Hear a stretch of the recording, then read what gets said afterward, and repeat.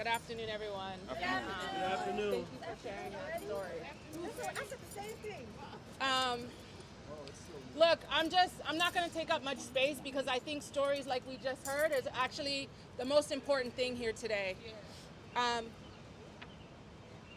just really impressed and honored to be here to move forward the work that you all have been putting forward.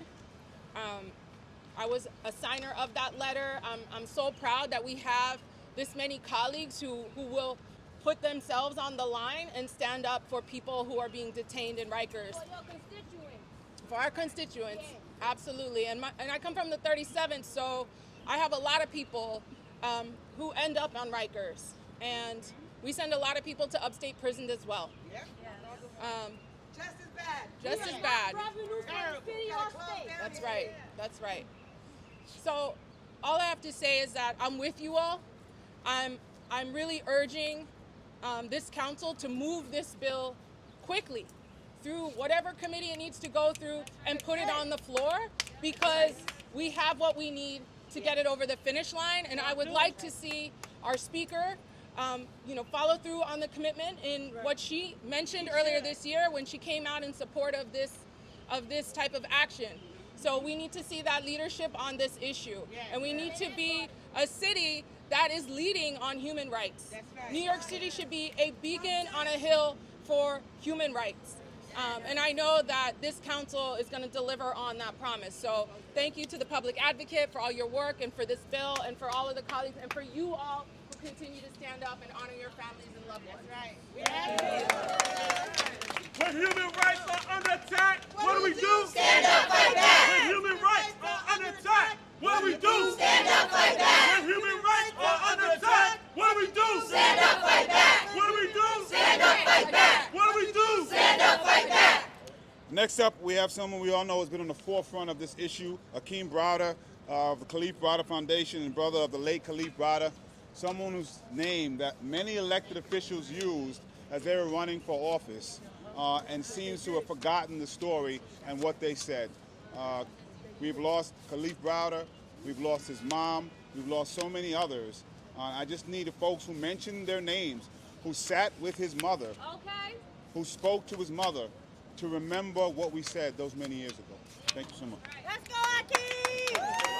Thank you, everyone. I just have to point out, not only is it 7 years since I lost my brother, not only was he innocent until proven guilty, not only are we in jail, not prison, as innocent until proven guilty. Do we have to continue to preach to you at home that will watch this on the news tonight? Or those that will see this knowing that they're walking past us, knowing that our families have told our stories over and over again? But New York, do we have to shame you to every other state in this country that you are not the leaders until you start making humanity for your people, not for your tourists, not for those that come to this state or this state to this city to then explore. You have to have the New Yorkers that are here in the front of your mind. We are your taxpayers, and if you don't want us here, we are here regardless. Our kids are not commodities. My brother and my mother were not worth your $550,000 per year per inmate. We are invaluable, and you treat us like we're not worth it. We don't need to cry anymore. I don't need to scream anymore. I marched on these streets. I marched to your face. I ran for office to change this city, and still no change. Don't lie to us anymore. Don't give us your lip service. Just change this inhumane torture treatment. Solitary should not even be in a place where you're innocent until proven guilty. We are not, even if you were guilty, you don't deserve that. Khalif did not deserve this. My brother, I wish he were here, but you know what? That one in every three black people that get locked up, we became a statistic. Me, my brother, your brothers, our sisters, our mothers, and then the collateral damage that happens like my mother. When will we change? Do you need to see tears come down my face? No, you saw that. Did you need to see us march? You saw that. When, what, and will do to change this? We can't say enough. End solitary confinement. It is torture. You know it. And it's also a financial detriment to us. Yes, it is. So what else do you need? What else do you need, Mayor? I don't even give name recognition to this fool. I know that's right. I want He said we need solitary confinement to control. You are the Department of Corrections where you say care, custody, and control. And there is no care, only control, and you don't even have a grip on that. You only have custody. And you're getting paid and you want more money. what? What? For what? My brother will never be brought back no matter what a lawsuit says. And you still haven't even paid on that. Oh, okay, talk about it. Let's find out. Wait, how much money does New York State need to give up before they realize this is not working? Right. It's not working. So you don't continue to do the same thing over and over expecting different results. Is New York City insane? Yes. It must be. You're doing the same thing over and over expecting different results. We have Jumaane Williams here.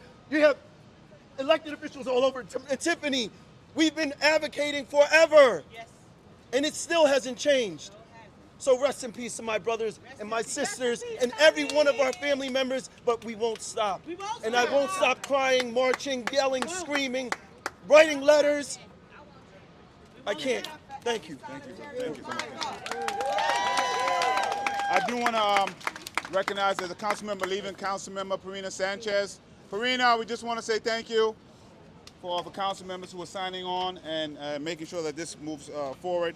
But next we'll have another amazing council member, Mercedes Narcisse. Thank you, my brother, for holding the fight when we needed it most. Thank you all for keeping going, even there is no hope for some, but we will get justice. Yes, we will. Why I'm here? Let me touch this. Somewhere I read that you'd rather free 1,000 of guilty than kill an innocent man. It seemed like that part that needs others to read that too, because when you get an innocent person, you kill an innocent person, Yes. the blood is stained on our city, that we are being irresponsible. We cannot continue treating our brothers and sisters inhuman, because they are human beings just like all of us. Yes. And if today you kill my brother, you kill my sister, tomorrow maybe yours. Yes. So we have to watch out as human what we do. We must put an end to that blatant overuse of solitary confinement and all of the persistent and horrifying abuse levied upon our inmates. I had a chance to visit Rikers Island with my colleagues, and I was looking at my those that look like my children, Yes. my brothers, my sisters in a cage. When do we put people in a cage? You don't. Even animal, we don't put in a cage That's anymore. right. You don't. And they're looking at me at that eyes. I can look as a nurse for many decades that mental health is looking at me. That's right. Somebody that's scared, don't know what's going on. Look at an animal. Are we treating our brothers and sisters or people in our city, like we said, taxpayers, like animals? Yes, Yes, we are. you are. We need to You stop are. today. Yes. So when I listen to this young lady that's telling you how things had been for her, how abusive that's been for her. So I'm glad that we have news here that we're recording this. Are we turning or we are focusing on that on that TV, whatever you're watching, to say no, we cannot continue abusing each other. This is not right, it's not okay, and it will never be okay. It is time for us to end it. That's And right. not tomorrow, today. Right now. We have to say no to solitary confinement because it's not fair, it's not the way we treat each other. I'm very emotional when it comes to that. As a nurse, I can never see myself putting someone in a cage, not even an animal. So think about human being. We have to take action, and the action have to take today. That's only more than neighbors, because we are our brothers and sisters keepers. And that's what we should do. We have to be responsible. When I listen to both of you guys, talking about your brother, talking about your sister, that is, my sister could be too. So today, I'm here to support, to say no. We cannot continue like this. It's a mental health problem, and we cannot expect folks come out of solitary confinement and to function well when they come back to our society. right. If we want to address mental health, this is a start too. So let's say no. Let's say no today, not tomorrow. So thank you. My brother, you've been holding it down, and I'm here to support you. Thank you. Yes, that's the government. That's right. What do we want? Justice. What do we want it? Now. What do we want? Justice. What do we want it? Now. And just a reminder, as the councilman mentioned mental health, Rikers Island is the largest mental health institution in North America. And people are not getting any mental health services. What they're getting is solitary confinement, with only exacerbated any pre-existing conditions. The last two speakers we'll have is Chaplain Dr. Victoria Phillips, Jail Action Coalition, and Councilmember Alexa Aviles. Yes. But let me- Ms. B. When human rights are under attack, what do we do? Stand up, fight back. When human rights are under attack, what do we do? Stand up, fight back. When human rights are under attack, what do we do? Stand up, fight back. What do we do? Stand up, fight back. What do we do? Stand up, fight back. Now, I want to say something. I hold this dirty sign because this is a representation of Rikers. It's been worn out, it's been wet, I take it everywhere. Why? Because Rikers really does kill. So no, I don't need nobody to hold my sign. Peace and blessings, everyone. I'm Chaplain Dr. Victoria A. Phillips, and I'm tired. Can I keep it real with you all for a moment? Yes. Our current our current DOC commissioner has a quote on his personal website, and I like to actually start with that. Courage is what it takes to stand up and speak. Courage is also what it takes to sit down and listen. Winston Churchill. The time is now. When City Council voted to close Rikers in 2019, I recall asking Councilmember Chin, what is the height of a building? Is it worth more than a life? Now I ask this City Council today, how many more Mr. Carters must there be before you all are calling for the end to solitary and all torture on Rikers Island? You see, as a member of the Jails Action Coalition, we actually formed December 2011 because of the inhumane conditions on Rikers Island. So let none of this stance and photo ops all the time going on now fool any of you. None of this is new. I've worked on volunteered directly on Rikers for over the past 2 decades in various roles, from nursing, doing cognitive behavioral therapy, some forms of chaplaincy, and even at times monitoring for those with mental health conditions. So let me be crystal clear when I say how many people have died in special units. And I'm not going to stress the council members or the PA's office or the speaker or the mayor to dig deep in data because I don't want to trouble anyone. Let's stick to the answers for 2022 and 2021. Yes. How many have died in special units? With 2 medical doctors on DOC oversight board who know that amount, and this council who has access to the data, I want the public to have that answer. How many people have died in specialized units? And I'm going to say that again because 2 days in Rikers and Mr. Carter took his life after being hospitalized for months. So our city failed him in hospitalized discharge. Our city failed him upon shelter intake. Our city failed him upon his arrest. Our judge failed him by remanding him. And our Department of Corrections failed him in intake. And CHS, Correctional Health Services, failed him if they actually made an assessment of him in the 48 hours that he was on Rikers. Yes. Yes. So let me be clear when I say suicide in DOC custody is murder. Yes. Care, custody, and Murder. control. So if individuals aren't safe in intake, why is any specialized unit where more rights are removed, yet staffing concerns concerns already have led to death this year, and last, remain open. These units there are still units that remain unmanned, and even we have to act solitary to exist. There's video of officers laughing at Laylene. I'm almost done. Where's our leaders' humanity and swift response to their constituents' needs? Khalif Browder died 7 years ago because of the torture that occurred behind DLC correction walls. The sheer value of properly funding the oversight board for the Department of Corrections is critical at this time. It eliminates the culture of torture on Rikers and throughout the department while restructuring it for success. At a time where the city is aware that 50% of half of the DOC's population has a mental health concern, who are we incarcerating? Yes. And I want to ask city council members, if our local military, if our local police department, although they're funded as military, Yes. isn't held accountable to even report their stats to the FBI, because according to the Marshall report, NYPD has not yet supported any data for 2021. Who are we incarcerating, council members?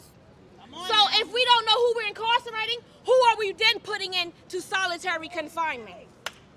At a time where a medical doctor still in practice who sits on the oversight board stated this week that EMTC intake is dangerous to anyone, and yet we still remand people. Yes. Why? Are we a nation of savages? Yes. I see your stop sign. Give me 10 more seconds. We must decarcerate, move the women and the young adults off the island immediately. We can start this year if the governor gives the city the Lincoln Center to open a holistic healing approach, Yes. the care center for the women, our very nurturers for the community. We must move according to the plans to close Rikers in a timely manner while restoring our communities most impacted by the generational genocide and violations on human rights. Yes. In solitary confinement, because it's your duty. We have a black mayor, we have a black speaker, we have a brown DOC commissioner, we have a brown board of corrections chair. There's no excuse. None. That black and brown people fill up DOC, and now the city is led by black and brown people. The blood is on your hands for your constituents, for your community members. Stand up, take action today. We hold you accountable.